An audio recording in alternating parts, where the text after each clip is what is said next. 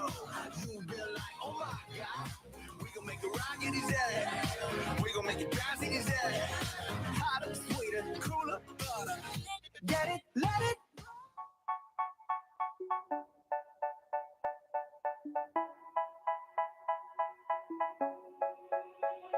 They say, oh my God, I see the way you shine. Take your hand, my dear, and place them both in mine. You know you stopped me dead while I was passing by. And now I beg to see you dance just one more time. Ooh, I see you every time. And oh my, I like your style. You make me wanna try. And now I beg to see you dance just one more time. So they say, dance for me, dance for me, dance for me, oh. I never seen anybody do the things you do before. They say, move for me, move for me, move for me, eh. And when you're done, I'll make you do it all again. I said, oh my God, I see you walking by. Take my hands, my dear, and look me in my eyes. Just like a monkey, I've been dancing my whole life. But you just beg to see me dance just one more time. Ooh, I see you every time. And oh my, I like your style. You make me wanna cry. And now I beg to see you dance just one more time. So they say, dance for me, dance for me, dance for me, oh. I never seen anybody do the things you do before. They say, move for me, move for me, move for me, eh. And when you're done, I'm get you to be that again. They say, dance for me, dance for me, dance for me, oh, oh, oh, oh, oh, oh. I never seen anybody do the things you do before. They say, move for me, move for me, move for me, eh. And when you're done, I'll make you do it all again.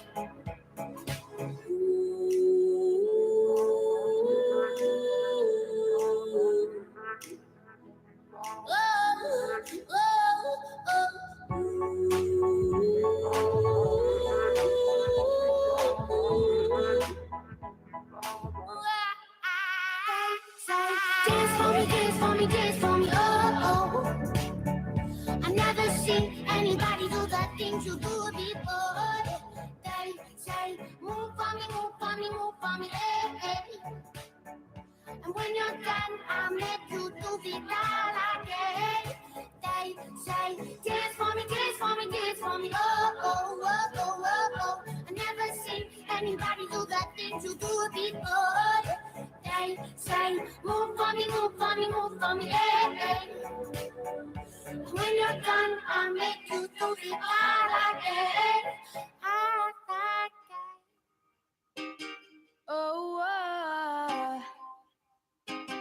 oh, oh, oh. You know you love me, I know you care. Just shout whenever, and I'll be there. You want my love, you want my heart, and we will never, ever, ever be apart. Are we an item? Don't quit playing. We're just friends. What are you saying? Said there's another. Look right in my eyes.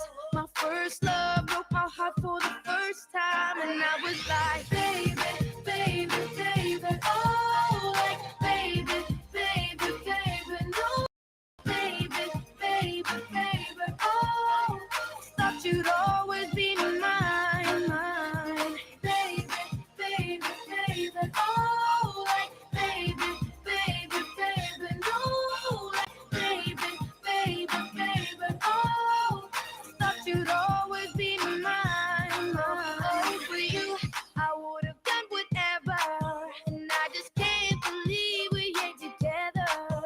And I wanna play it cool, but I'm losing you.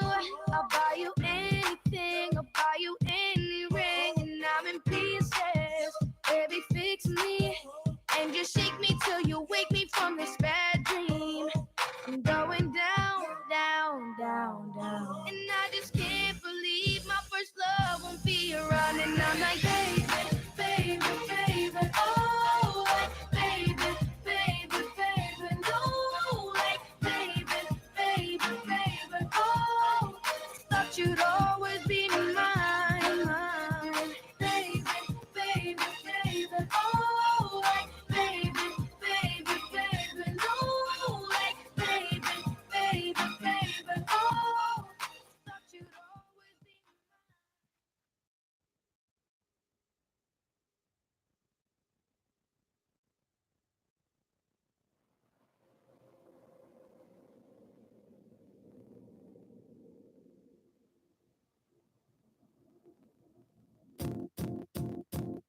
It might seem crazy what I'm about to say. Sunshine, she's here. You can take a break. I'm a hot air balloon that could go to space. With the air, like I don't care, baby, by the way. Because I'm happy. Clap along if you feel like a room without a roof. Because I'm happy. Clap along if you feel like happiness is the truth. Because I'm happy. Clap along if you know what happiness is to you. Because I'm happy. Clap along if you feel like that's what you want to do. Here come bad news, talking this and that. Well, give me all you got, don't hold it back. Well, I should probably warn you, I'll be just fine. No offense to you, don't waste your time. Here's why. Because I'm happy. Clap along if you feel like a room without a roof. Because I'm happy. Clap along if you feel like happiness is the truth.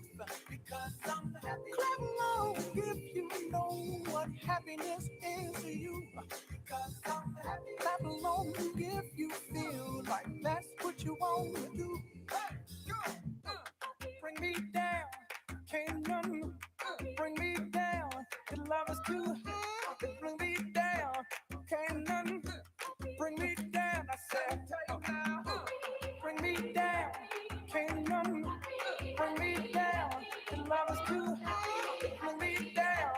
Can't none bring me down. I said, clap along if you feel like a room without a roof. Clap along if you feel like happiness is the truth. Because I'm happy. Clap along if you know what happiness is to you. Because I'm happy. Clap along if you feel like that's what you want to do. Because I'm happy. Clap along if you feel like a room without a roof. Because I'm happy. Clap along if you feel like happiness is the truth.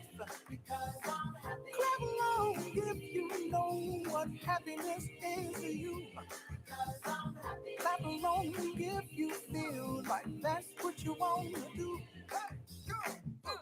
Bring me down, can't none bring me down. The love is too hot to bring me down. Can't none bring me down. I said, cause I'm happy. Clap along if you feel like a room without a roof. Cause I'm happy. Clap along if you feel like happiness is the truth. Because I'm happy. Clap along if you know what happiness is to you. Hey, hey, hey. Clap along if you feel like that's what you want to do. Because I'm happy. Clap along if you feel like a room without a roof. Because I'm happy. Clap along if you feel like happiness is the truth. Because I'm happy. Clap along if you know what happiness is to you. Hey, hey. Clap along if you feel like that's what you want to do. Come on.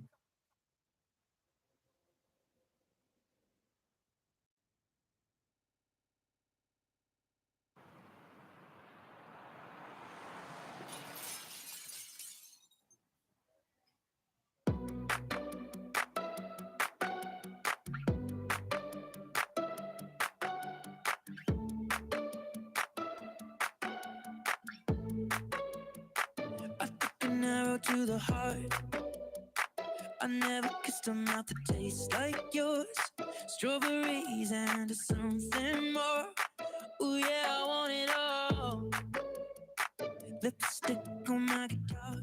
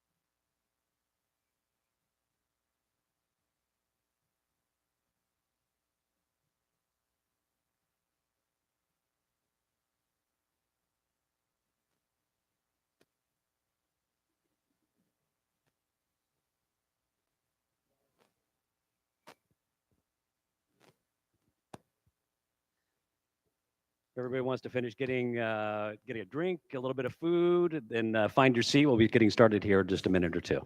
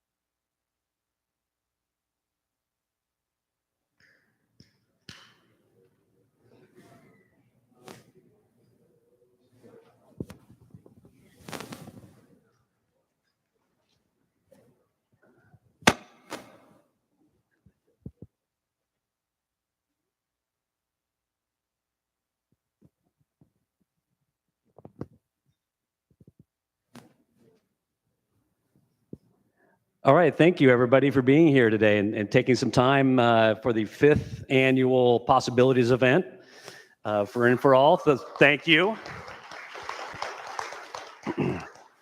I think we're all getting used to the fact that we're back in person again, and it's just really exciting to be able to see you not on a screen and get that sense that we're all part of this In4All community together.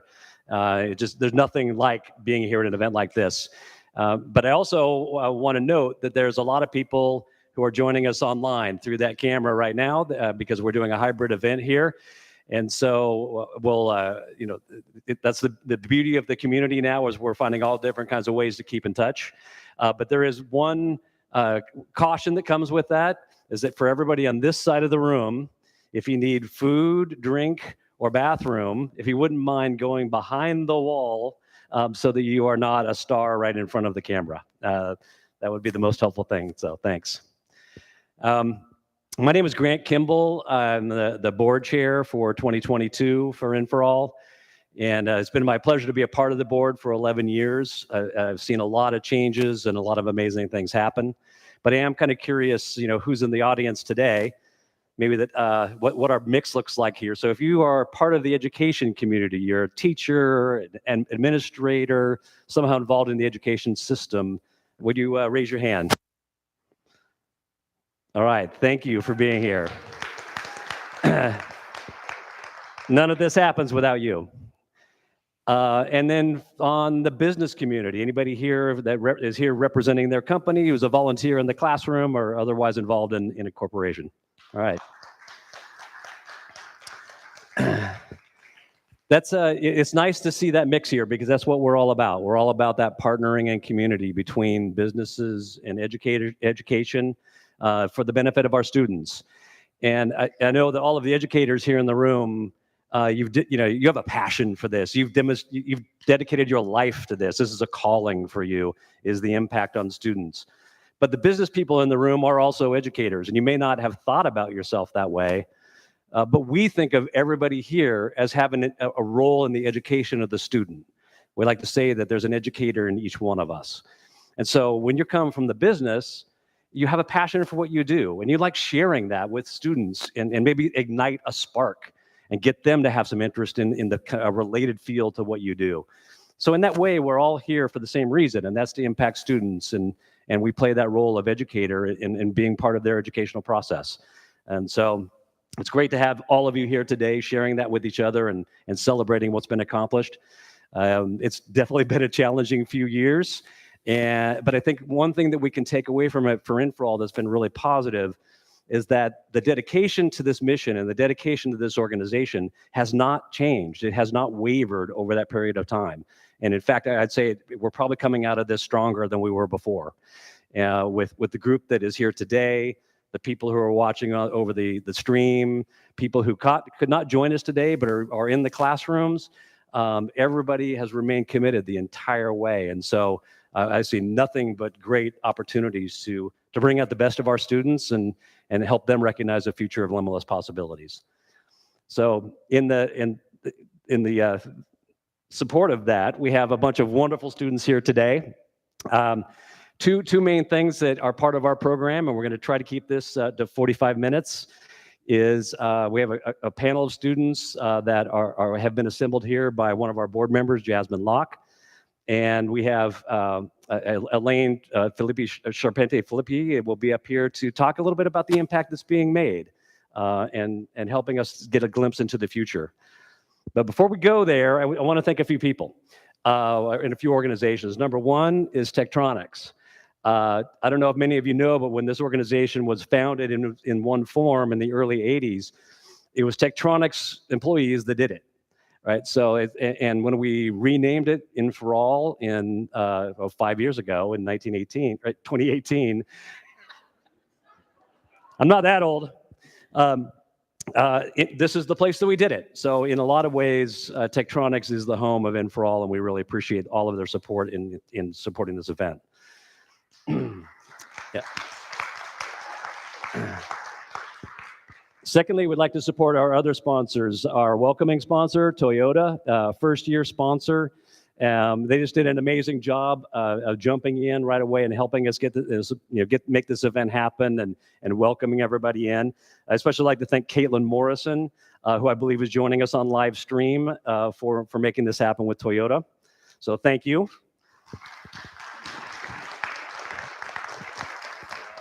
Our happy hour sponsor is Digimark, longtime supporter of In4All and active at Greenway Elementary in Beaverton.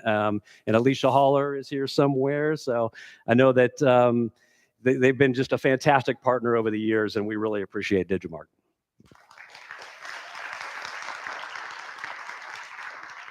And our program sponsor to get us ready for the program here, Vernier. Which has also, they've been involved. They were one of the original companies involved in defining the STEM Connect program over 10 years ago. And they've been active ever since at Bose Elementary and have just been an outstanding partner. And their CEO, John Wheeler, I think he was here somewhere. Anyway, I'd like to acknowledge for Vernier for all their just endless support for everything that we do and congratulate them on their new name, Vernier Science Education. That was a great thing to say.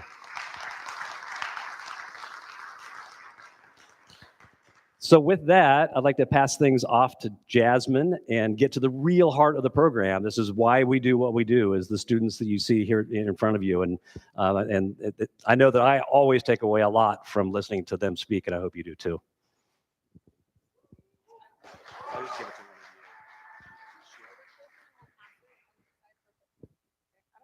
Can y'all hear me? No? Do I have to do it? It says it's green. Okay, maybe I'll just use this. Is that okay? Okay, can y'all hear me here? Yeah, is that better? Okay, sweet. I'm gonna use this for now until I think this comes on. I think I did it right. Anyway, y'all, hi, good evening. My name is Jasmine Locke. I am an educator at Westview High School in the Beaverton School District.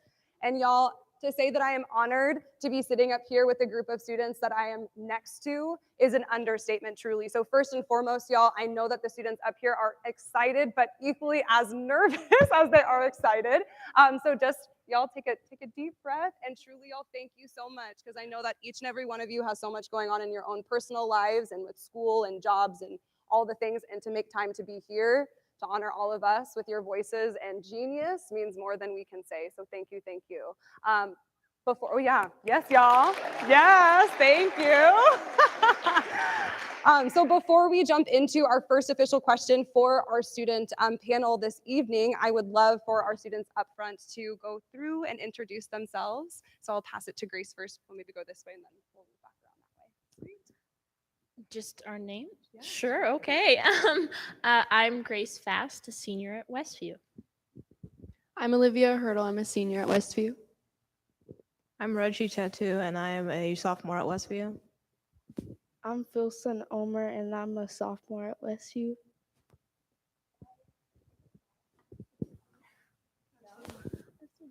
That one's okay. Great. We'll pass, y'all. That's okay. That's okay. We got it. I'm Sarah Maudsley, and I'm a senior at Westview. I'm so sorry. I'm Sid Jockers. My pronouns are they, she, and I am also a senior at Westview.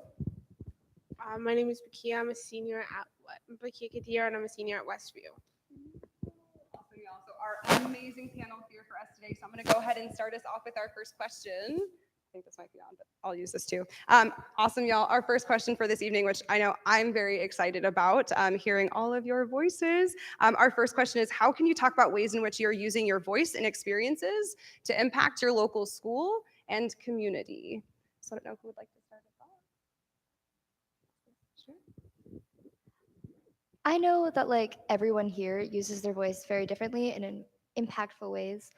Personally, I like to remind students, especially underclassmen who are just arriving at Westview, that they're not powerless in any situations, because a lot of the times students feel like teachers, administration, they have all the power, that they're intimidated and they feel like they don't have any say in what's going on in their school or their community, and just reminding them that they have a say because it is their space, their community, is really important to me.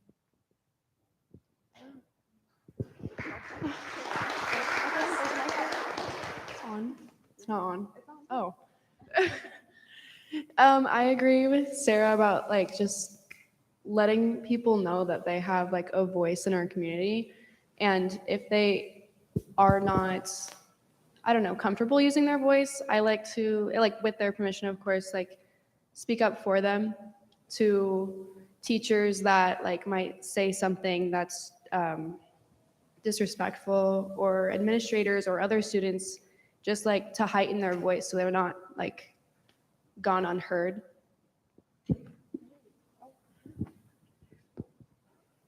In terms of ways that we at Westview use our voices and experiences, something I want to talk about is our group at Westview called SAFE, which stands for Students Advocates for Equity, which was started mostly a mix of the Black Student Union and the race and ethnic studies class, where it originally started as forms for students to fill out like times that they feel like they might have experienced implicit bias in the school environment, and it kind of just grew from there into ways that we can try and make the community more safe and welcoming for not just people of color, but just minorities in general to speak out against other students, teachers, or staff that might be doing things either consciously or subconsciously that can cause hurt in those communities. And I feel like stuff like that, while it can seem really small, can really make a big difference and make the school community just feel a lot more welcome and opening.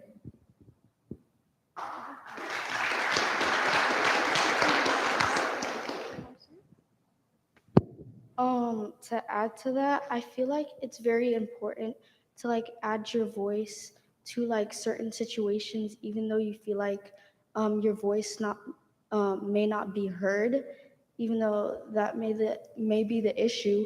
For example, for me, I'm a person of color, so my input is really like important, even though I think that it might not make a difference in a situation. I think that it's my responsibility as like a person of color and a person in the Black community to take action in a certain situation, even though it doesn't involve me. Because if I don't stand up for my people, then who will? Anything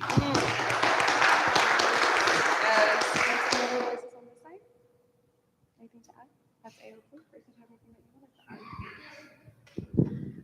add? Adding on to the amazing communities that we have at WestU, like BSU, and that are safe. I am a part of our student government class, and I have the outlet through social media and have the privilege to be able to get to reach our students through that. And I've been actively trying to, for the past year, to push out resources and here's what you can do and how to be an advocate, and our people of color and our students of color are being oh my gosh, marginalized against, even here in our school. So what can we do about that, and not just using our social media as a student government class to be like, hey, we have a football game on Saturday. Yes, we still need to do that, but if we have this social media platform that reaches all of our school, we should be able to use that to talk about important issues. And I've been trying to do that for the past year, and I hope it's starting to work, but I don't know. We'll see. Yeah, I love it. Taking the direction, shifting that conversation, right? And all of you mentioned some specific examples like clubs or activities, but also the social media platforms, right? We know, again, y'all, as a teacher in the classroom and those educators that raised your hands, I think you know the struggle of technology lately. So being able to push platforms and really reach our students in a way that is accessible to all is a way that we can really start to shift and make sure and shift our classrooms and educational spaces to be spaces that are inviting and welcoming and offer belonging and affirmation to all of our students that walk through those doors. I'm so sorry, folks. I didn't know if there was any other thought on that first question. No? No worries, y'all. Beautiful. So we'll jump to our next question for all of you folks, which is, what are your thoughts on whether or not different students experience success as defined by education? And so we talked about some different ways that success is defined by education. So with grades, looking at assessments, GPAs, etc. Do we think that students experience success in the same ways in our school settings? Well, I could start it off. We were talking about it earlier, but I definitely think that all students experience classes, grades, their school careers in totally different ways, especially because they might be doing extracurriculars, working a job or more than one job, and their experience inside the class may be affected by what's going outside the class, and you just can't see that as a teacher unless you're getting to know each of those individual students. And I personally knew someone who was working 2 jobs to support her family, and it affected her class life and it affected her GPA and her class grades because she had to sleep during class. She had to work on homework during those classes because that's the only time that she could, because she had to support her family. And there are hundreds of students like that because we just are giving them too much work outside of school, or we don't have the resources, or they are having to do things like that to support their family at such a young age. And I definitely feel like a lot of students have the same experience like that.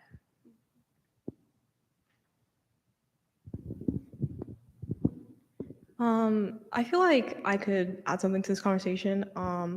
When I was in elementary school, I got put in the talented and gifted program. And then when I went into middle school, I got put in the SUMA program, which is pretty much a step up from that. So I've been in regular classes and I've been in advanced classes, and I have a perspective on both. And what I can say is that I feel like there are so many teachers that don't understand. Like you'll hear about teachers saying to students, oh, we're people too. But I feel like teachers have a problem with seeing students as just that and not understanding that students as well have their lives outside of school. And as someone who has succeeded in the SUMA program and has also failed in the SUMA program, I can say that the way that school defines success is not it's not a very good motivator. It's a motivator to want to please others, but not to take care of yourself. And I feel like we need to have a school system that learns to put our success in school to get like the tools that we need in the future, just as high as it should place our physical and our mental and our emotional well-being. Because I've seen so many people who are in similar situations as me, like burn out so fast because of the way that the school system treats us, and also the way that it just almost like pit us against people who are in regular classes. And I guess I would like to say that I don't think it's right how we created like hierarchies in education when we should all be trying to build people up to the same level and get everyone to have the same level of education, because education shouldn't be ranked when we're all different and impossible to put into separate boxes.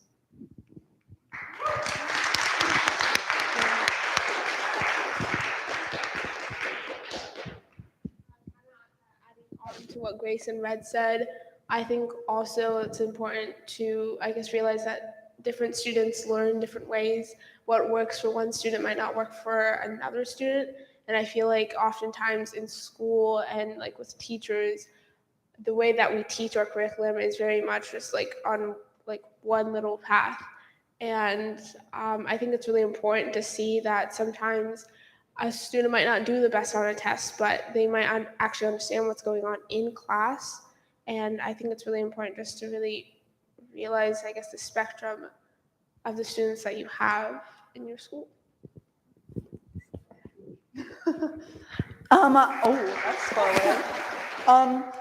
I have like totally different perspective on this, but I am trying to go into teaching, and so I've been taking a lot of classes in high school that like teach. Sarah also has done this, but I work in the preschool at Westview, and I'm also in like a cadet teaching class. So I also go into the Rock Creek Elementary, and I also teach little third graders for my class. And I think that that experience has given me a lot of knowledge about what it's like to learn how to be a teacher and to keep learning as a teacher, and to make sure that like I cater to all students and not just like a specific kind who knows what to do. If that makes any sense. And I also think that knowing and learning like how teaching works, and also the aspect of how to become a teacher. Whoa. By the way, it's a lot, so respect them. But I'm just saying that I think that that knowledge as also as a young teacher has also created an environment for me at which to like learn how to teach all, as what they were saying and as what everyone else here has been saying, of making sure that we cater to all students, not just one student, and cater to a learning style and all learning styles and not just one learning style. We've learned a lot about learning styles and things like that. And I think that this, going back to the question, is just like success and grades and GPAs and all that fun but not so fun stuff, and like it's just not what we should be like giving the standard to students, because there's a lot more like smart things to know than just like, did you pass your math test? Because like, I mean, we all grow up and we all become smart beings and like all that. And I don't think anyone in this room is going to look back at their junior year Unit 3 math test and say, well, that's why I'm smart. It's the experiences you go through. It's the people you like me. It's like those experiences what teach you how to be smart. And I think that if we implement people and high schoolers and middle schoolers and elementary schools, like knowing that when they're learning and knowing that's how you measure like oh, like your education field is where we're going to get like the change of people being more confident in themselves, people having better education, self-esteem, and knowing that like your value is not based on your grade, not your value isn't based on your GPA.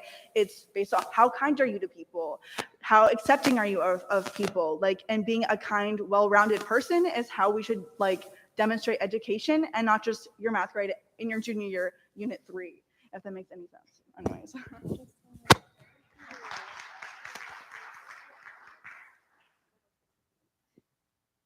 Okay. Okay.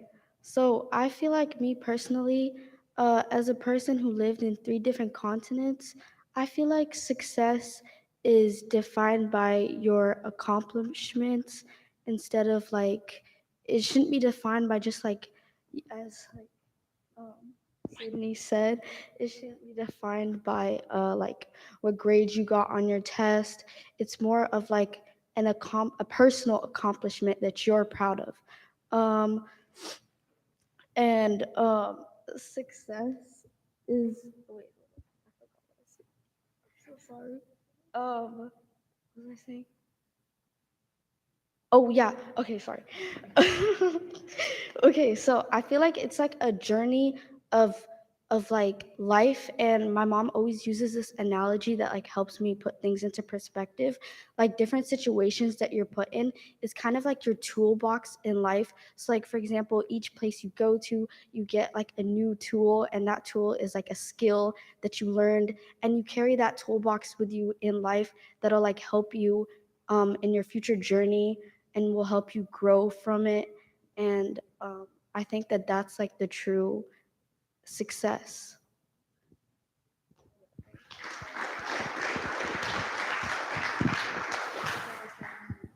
I feel like as a society, we view success as a very black and white term.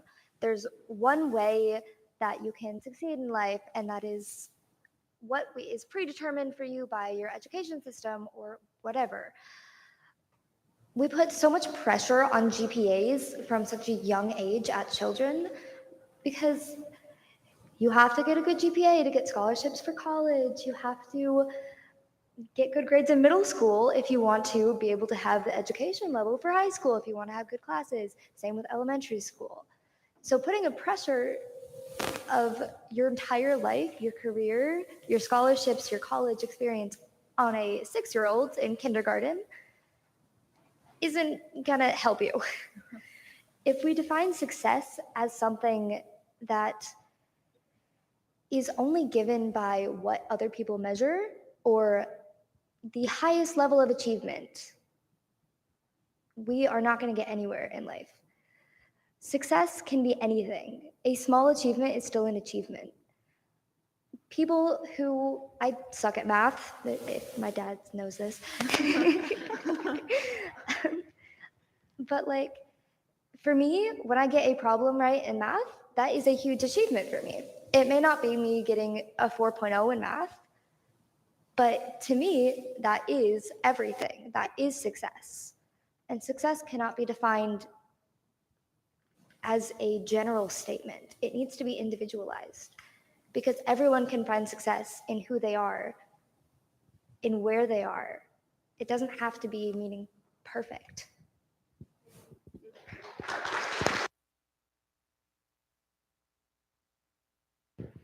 So I would say that education cannot be a one-size-fits-all kind of thing because you have students with learning disabilities and mental health issues and just things that are like going on where they need flexibility.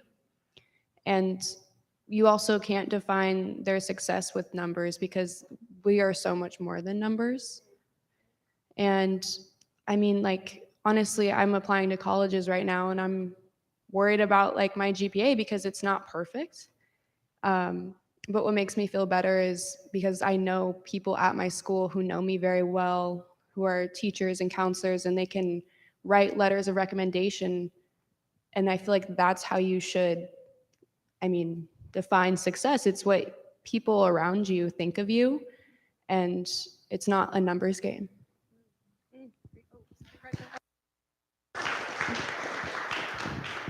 I wanted to tie into what was said about GPA and stuff, and also about success. So the GPA thing, I've noticed that with GPA and like getting into colleges. So when I hear people say like you won't be able to get into this GPA because you have into this college. Oh my god. You won't be able to get into this college because you have a low GPA. And then if you ask why, they'll be like, "Oh, well you're taking up space where people with higher GPAs could go." And to me that always sounded like you are taking up space for people that are more valuable than you based on how they did on tests. And to put value on a piece of paper is it just sounds ridiculous, right? It doesn't make any sense to that what we're able to do in our life should be restricted by a dead tree. Um, And as we were saying about success and stuff, about how success isn't just about like success isn't a state of being. It's not like, you see like actors, for example, they're rich, they have this luxury stuff or whatever, and you say, oh, they're successful. That's like making success into a state of being in a certain place when you can be successful without being like that. As long as I feel like success should be defined by yourself, like what is success to you, like what makes you feel like whole and complete, and not just what people say is like the standard of success.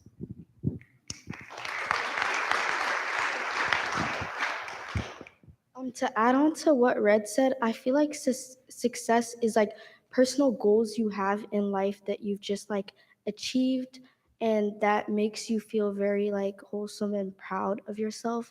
And it shouldn't be defined by other people's standards of what they think success is. It's like a personal achievement that you feel like an inner satisfaction with yourself.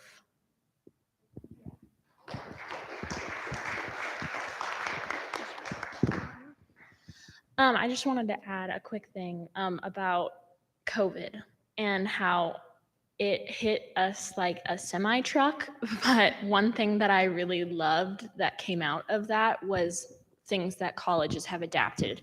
And one thing specifically is they are taking away the necessity for SAT and ACT scores being needed, because going off of the test takers and not being good at that is me. I suck at taking tests. I don't know what it is, but I sit down and I can't take a test. I could know everything about what we're learning, but I can't take a test to save my life.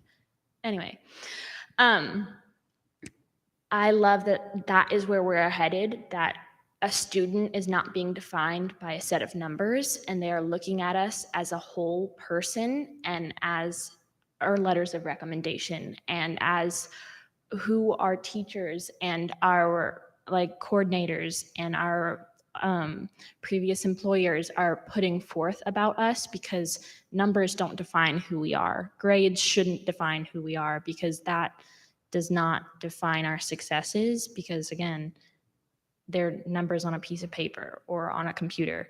We aren't numbers, we're human beings, and I'm very happy that colleges are starting to go in that route of seeing us as people and not a transcript. Oh, of course. I also just want to bring light to the fact that our grading system was created by white, neurotypical men. This system was not built for us.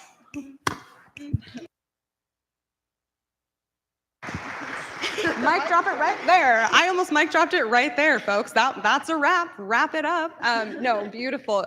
Y'all. Woo, I could sit up here and talk to y'all forever. I can't believe we only got through 2 of those questions, but amazing, amazing insight. And one thing that I'm sitting with y'all is, even as an educator myself, I'm hearing loud and clear from our students that what they need is they need us to see them as full people as full humans? How are we humanizing spaces that are not meant for every human? So how are we decolonizing? How are we looking out for curriculum violence? And how are we centering student voice in all of the things that we do? So truly, y'all, thank you so much for your time, energy, and engagement. My students up here, I thank you. I love you dearly. Thank you for your time this evening. And I'm going to go ahead and turn it over to Grant. Thank you so much, folks. Thank you, and students, thank you. Do you want us to stay up here, or do we? Okay. Do you want us to stay up here, or? And that's why the future is promising, right there.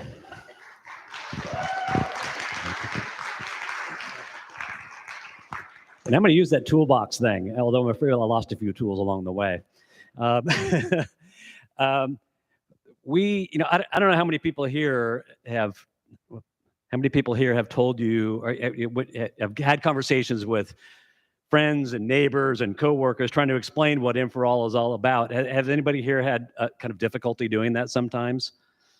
Yeah, we do, even as board members, we practice it because it's a hard thing to do. And so what we've tried to do is, of course, we have things like social media and websites and things that are to educate people, but there's nothing replaces video, right? Where you get the emotion and the experience of what a program is about. And so we spent some time in the spring going to some of the schools, capturing some video, some of the experiences of the volunteers, the teachers, the students, and over the summertime produced a series of 3 videos that one of which we're going to debut here today. It's just our quick overview. Everybody here is going to relate to it because you've been in the classroom, you've had the experience, you know what In4All is all about. It's really meant to introduce somebody to who In4All is. And so that's going to be something that we'll debut today. And then we will also have one on the elementary school program and one on the middle school program. So when you're in those conversations where you're not quite sure how to explain what you're involved in here, you can always direct people to that and give them an introduction to In4All. So we'll go ahead and just cue up the overview.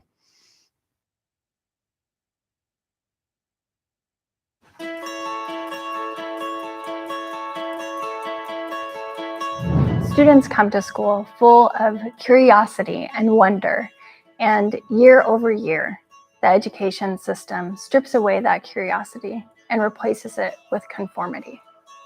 When that curiosity and wonder is replaced with conformity, students really do begin to believe that their future is limited.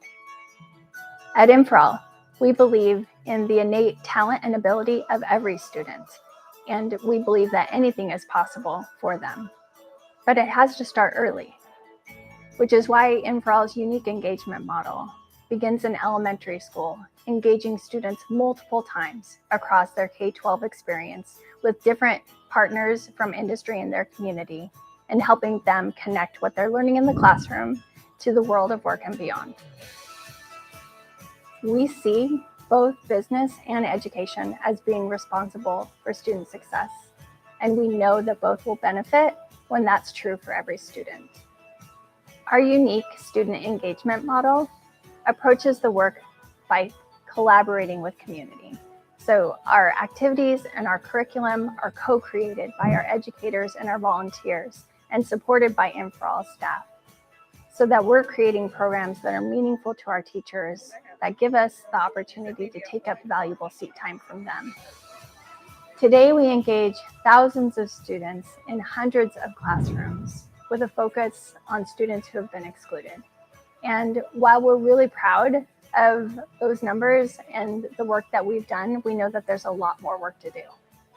As we move forward in this work to create an Oregon where every student has access to opportunities that help them to reach a future that truly is limitless, our goal is to expand that engagement model, fully realizing it for all of the students who will come into our elementary program, get to experience another unique opportunity with a business in middle school, and make a deep connection in high school that helps them determine what their future pathway will be.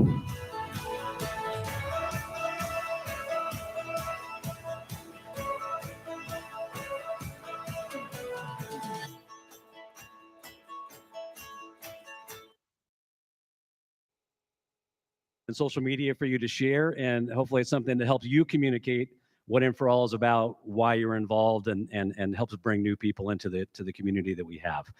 And so I would like to, well, and by the way, I'm going to that Daimler Truck Day every year. That is so much fun. So with that, I'd like to introduce the star of that show and the star of our organization, Elaine Charpentier-Philippi, to talk about the impact and where we're going from here.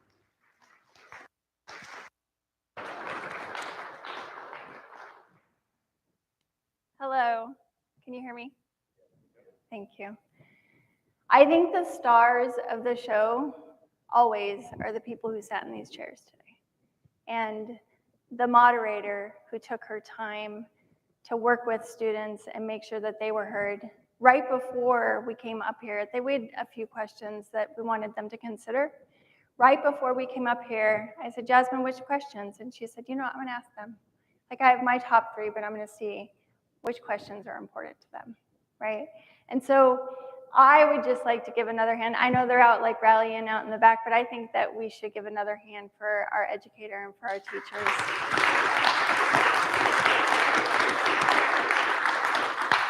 And I am so excited to be here in person. I was talking with someone tonight about, I am an extrovert. I get my energy from people. My husband does not, and so that's interesting. But I'm also, I can be extremely awkward. And so like I come into these spaces and I think everybody's just ready for me, and they're not always. So this has been wonderful and weird. So thank you for joining us. And thank you for understanding that I think Google Maps lost this location over the last 2 years. Who would have thought? We are learning all of the time, and I think that's a very valuable thing, right? We'll remember for next year. Huge thanks to Tektronix for having us again this year. They are our co-founder, and we're grateful to get to do this work with them. And it has been a couple of years, right? Like the last 2 years have reinvented the way that we think about almost everything at In4All, in the way that we engage communities. We have people joining us on a live stream tonight. That's one of the best takeaways that we took away from COVID, was that there are accessibility avenues that we can take to make sure that we're inclusive and we're thinking about each person and where they're at and making sure that they feel like they're a part of this community, because we couldn't do this work without all of you. Specifically this last year, we connected with over 2,700 students in 127 classrooms. Yeah. We were able to do that by mobilizing 200 industry volunteers, which amounted to about 2,500 volunteer hours. Yeah, thank you, business partners. And I think one of the most significant pieces for us to all think about when we think about that specifically is that that happened in 3 months. And so I don't think that we can go forward without being honestly grateful and appreciative of the program managers and the program people who made that happen. Esther and Josh, our program managers who supported our volunteers and made that happen over 3 months. Dylan Elizabeth, I think, is over here and wasn't even officially wearing a program title or responsibility, but got into the classroom with our volunteers to make that happen. And all of that was because of Omicron, right? So we didn't find out until almost the end of February that we could get into the classroom. Another really amazing outcome was that we went from 30 student responses in program feedback to 250 last year. 250 students gave us feedback on programs last year, information that we then use to impact our programs. And that wouldn't happen without Kristen, our impact director, who loves attention more than anyone on the planet. So give her lots of it. But seriously, feedback is what is so important to us. The way that our volunteers and teachers and students talk about the work that we do is information that we then take and we integrate into our programs to hopefully make it better. And that's why we don't just want the good feedback. Like, we love the numbers and we love the quotes, but we really want to hear where we can get better. And especially when we think about our engagement model that we talked about in the overview bit, when we talk about that, at the elementary level, we're really trying to incite interest in our elementary kiddos. We want them to be interested in math, science, in STEM careers, and just to be able to think differently about that. And I can't think of a better quote that came than the one from our volunteer that said that they were so creative, they had 19 plus ideas for how to build a ramp. The ingenuity was amazing. So when you think about innovation and curiosity, to me that looks like really tactical ways to demonstrate that students are interested. And that was overwhelmingly, our volunteers were blown away by our youth. And in the middle school program, we're really trying to build relevancy.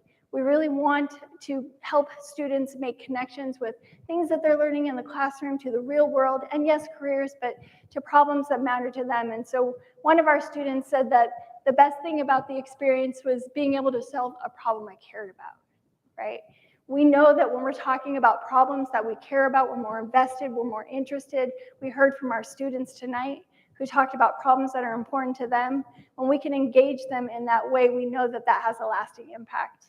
And then in this exploration and the things that we're doing with high school, we're really trying to deepen connections that our students have with careers or potential careers or people in industry.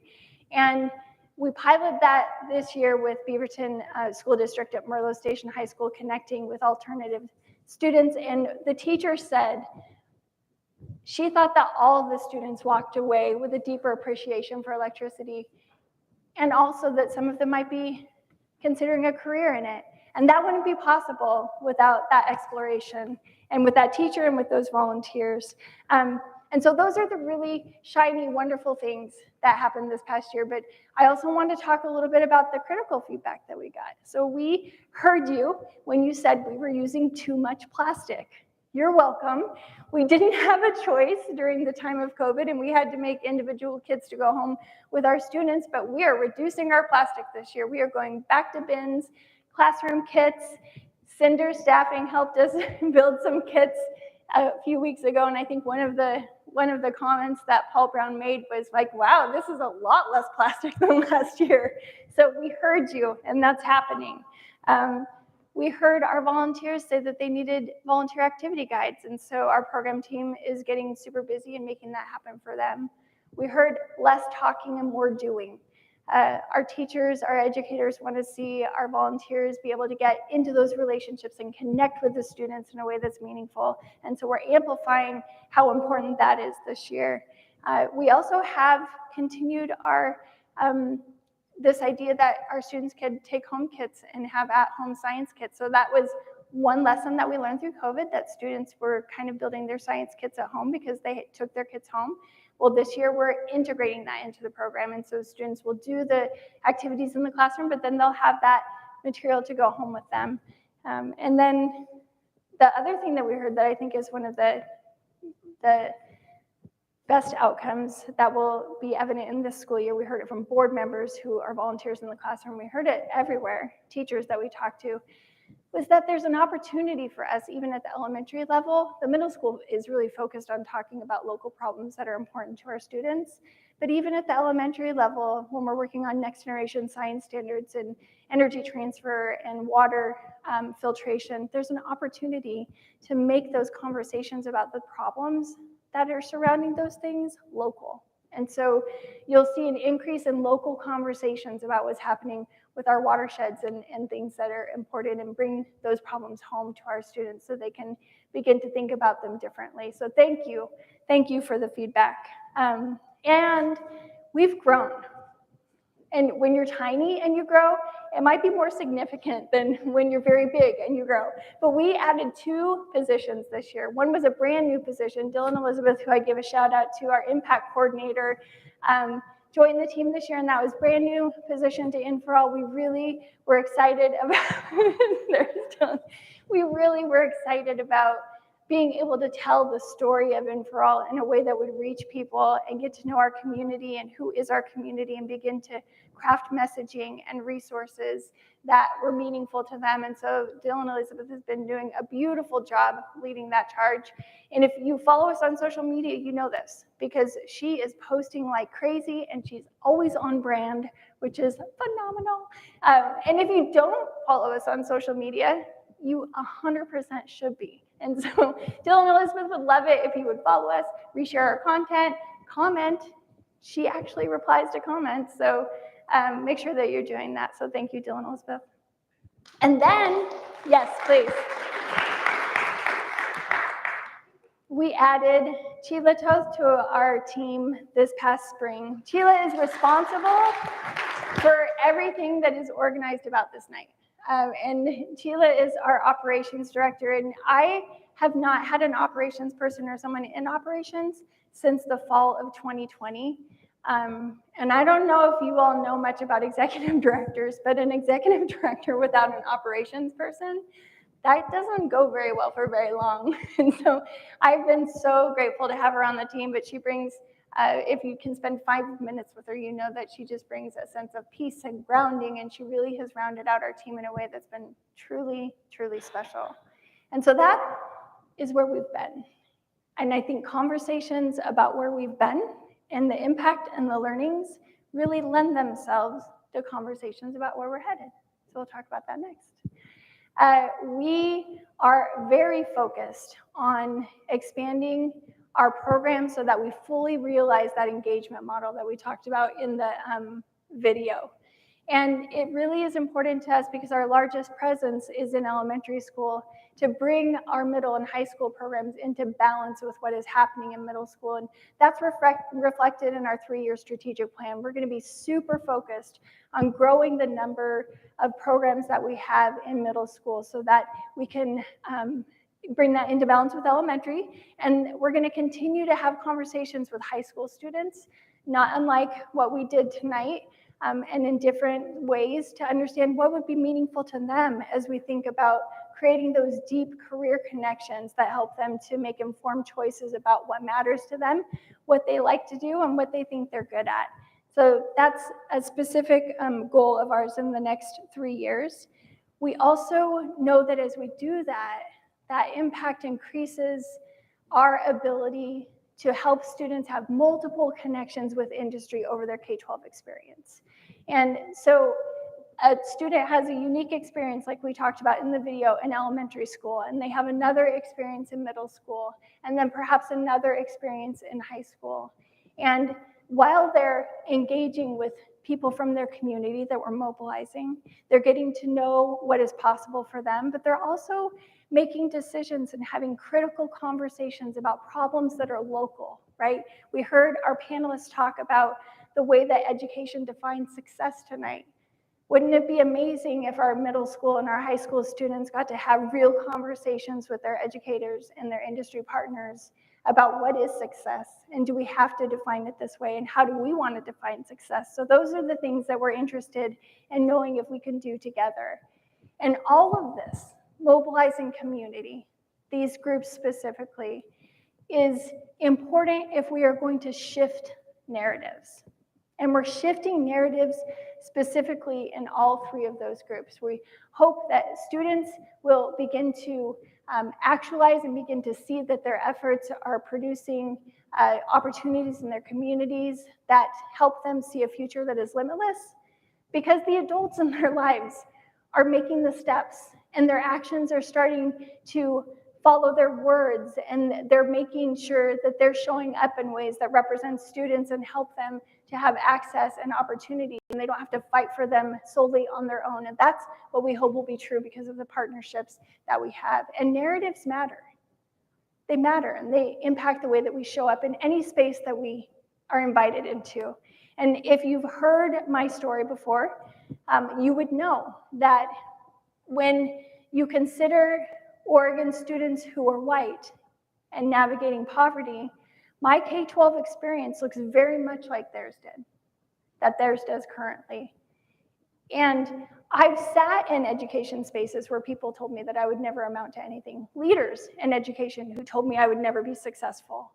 And while that impacted my trajectory, I think the thing that's impacted my trajectory more than anything has been the reflection that education has provided to me and that I've chosen to take advantage of, that helped me to understand how my whiteness has impacted my mobility. And it's important for me to be able to share that as a white leader of this nonprofit organization, because many times people will look at me and hear my story and they'll think, oh, well, check the box, right? We got the woman who wasn't successful in school and now she's doing the work and she's the star. And now we don't have to do it any longer, right? We did it. And I am very aware that my mobility is probably, I can't speak 100%, right? Like the data's not, I can't do it, but very much connected to my whiteness. And so I think that what I've learned more than anything, and what we value at In4All with the relationships and business partners that we work with more than anything, is that we have this opportunity to come together and to learn and understand how we can grow together and shift these narratives and to challenge everything, like literally everything. Challenge these ideas around success. Challenge the way that we think about success of some students and not others. I've heard folks talk again and again and again about students who aren't successful. It's because of a lack of resources, connection, family support, finances. Like, it's all about this deficit language, right? We need to challenge that because the problem is much bigger than that. And it can be very distracting to think that it's about those things. And it keeps us distracted from seeing the brilliance that is represented in the students that we get to work with in our programs. And I also think about, specifically for In4All, really challenging this idea of STEM as just a career trajectory. So STEM as career versus STEM literate citizen as helping us create a community of people who care about each other, who show up and vote and volunteer and ask questions and push back. Like, these are the things that we need more than anything as we come out of this pandemic that we're not really out of, but we all think we're out of. As we take these steps forward, we need to link arms, industry, education, community members, and students. We need each other. And we need a group of people who really believe that it's not just solely responsibility. It's not just about, you're not just doing a good thing, right? There is a true, practical, very real, tangible benefit to all of us when we remove barriers for students who have been excluded. And that is the work of In4All. We are really hoping to be able to grow our partnerships in a way that's meaningful so that we can hit our goals to increase the impact in our communities through our middle school and our high school programs. And we're so grateful to all of you who help us do the work.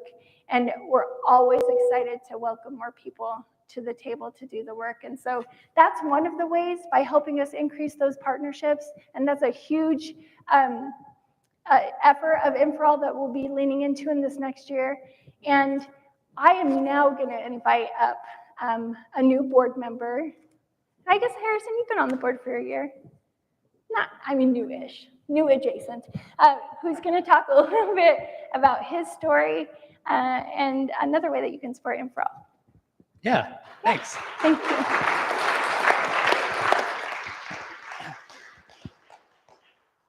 Hi, everyone. My name is Harrison Weaver. I am a board member, as Lane mentioned. I'm also currently serving as the treasurer. For some reason, when Elaine mentioned the treasury position to me, I was envisioning a lot more guarding a vault of gold coins than is actually involved. There are no gold coins. That is one reason we're here tonight. So I wanted to talk a little bit about why I give to In4All. And so I am an actuary. And usually when I tell people that, the immediate next thing is, cool, what is an actuary? Anyone who doesn't know, it's a job that blends math and finance, and we do risk management, risk analysis, that sort of thing. And I have a theory that no one becomes an actuary on purpose.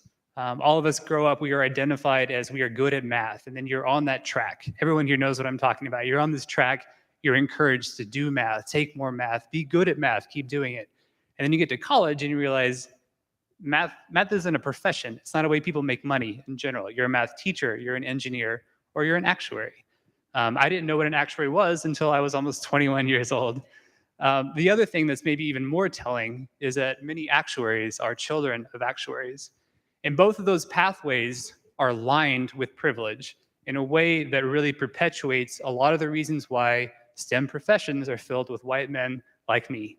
And I think that's really absurd to think that that's ever going to change without us evaluating the way we evaluate students and how we encourage them and how we foster creativity and curiosity all throughout their educational experience.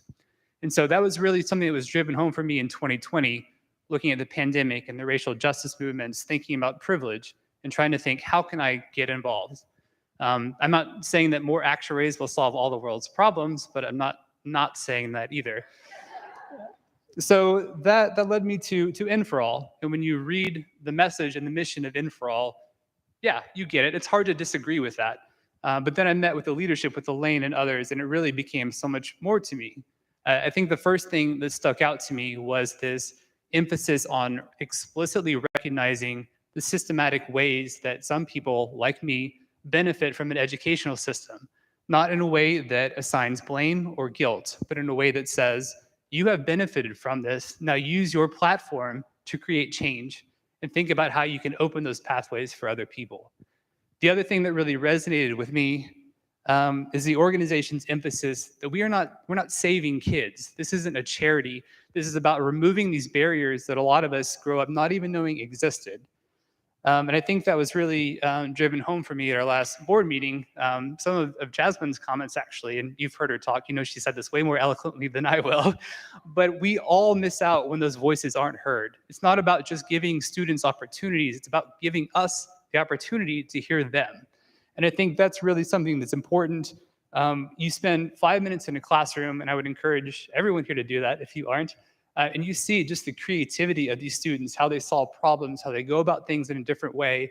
I know that my profession would benefit from that, and selfishly, I want to see it happen. And that's why I give to In4All, because I believe in the mission of what they do. I believe in the wonderful staff that you've heard today. But most importantly, I believe in the brilliance of these kids and the possibilities that they have that are limitless. So if you want to give too, I will accept gold coins. I'm not giving up that dream yet. But I think we also have ability to text here. There's cards on your tables. If you want to know more about the impact circles, definitely write that on the cards. We're happy to give you more information. The wonderful staff here, I'm sure, are happy to talk to you about probably anything, but maybe also In4All too. So I'd encourage you all to reach out. And as Grant said, definitely follow us on social media, keep up with everything that we're doing. It's a lot of great stuff. I think that's it. So thank you all for coming out. I really appreciate your time and for being here today.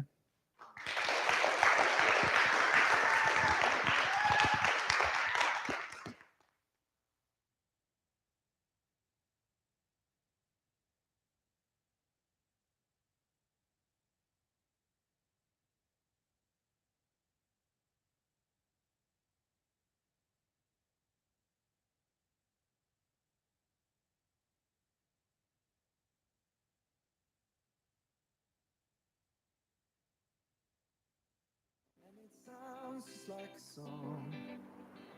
I want more berries and that summer feeling. It's so wonderful and warm. Breathe me in, breathe me out.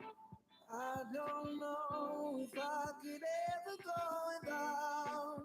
I'm just thinking out loud. I don't know if I could ever go without watermelon sugar high, watermelon sugar high, watermelon sugar high, watermelon sugar high, watermelon sugar. Strawberries on a summer evening, baby, you're the end of June. I want your belly and that summer feeling, getting washed away in you. Breathe me in, breathe me out. I don't know if I could ever go without watermelon sugar high, watermelon sugar high, watermelon sugar high, watermelon sugar high, watermelon watermelon sugar high, watermelon sugar high, watermelon sugar high. I just want to taste it. I just want to taste it. Watermelon sugar high. Tastes like strawberries on a summer evening, and it sounds just like a song. I want your belly and that summer feeling. I don't know if I could ever go without watermelon sugar high, watermelon sugar high, watermelon sugar high, watermelon sugar high.